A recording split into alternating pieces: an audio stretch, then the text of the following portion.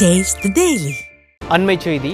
கடலூர் மாவட்டம் விருத்தாசலத்தில் கந்துவெட்டி கும்பல் ஒன்று மகன் வாங்கிய கடனுக்கு தந்தையை கடத்தி கைவிரலை வெட்டிய கொடூரம் விடிய அரசின் சட்டம் வெறும் காகிதத்தில் மட்டுமே உள்ளதா என்ற கேள்வியை எழுப்பியுள்ளது. இக்கொடூர சம்பவம் குறித்த கூடுதல் தகவல்களை நமது செய்தியாளர் தாமரைக்கண்ணன் வழங்க கேட்கலாம். தாமரைக்கண்ணன், வணக்கம். என்ன நடந்தது? முழுமையான விவரங்கள் என்ன? வணக்கம். கடலூர் மாவட்டம் சிதம்பரத்தைச் சேர்ந்த நடராஜன் என்பவர், அவருடைய மகன் மற்றும் மணிகண்டன் ஆகியோர் அதே பகுதியைச் சேர்ந்த பழனிசாமி என்பவரோட பல லட்சம் கடன் பெற்றுள்ளதாக கூறப்படுகிறது.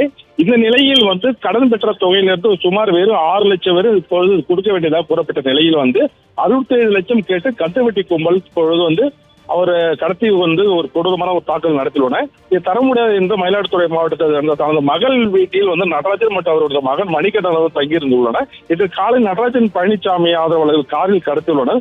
சீர்காழியிலிருந்து அவர்களை கடத்தப்பட்டு கடலூர் அருகே வரும்போது போலீசார்கள் தகவல் தெரிவிக்கப்பட்டு போலீசார் மடக்கி பிடித்து தற்பொழுது அவர்களை 4 பேரை பிடித்து விசாரணை செய்து வருகின்றனர். இந்த நிலையில் கடுமையான காயங்களுடன் நடராஜன் கைவிரல்கள் துண்டிக்கப்பட்டுள்ள கொடூர சம்பவம் நடந்துள்ளது.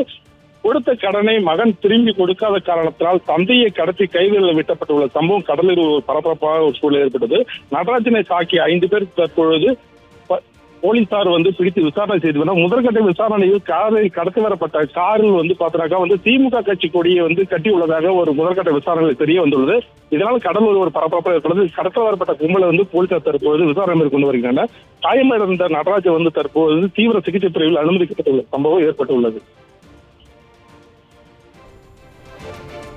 தாமரைக்கண்ணன், உங்களுடைய விரிவான விவரங்களுக்கு நன்றி.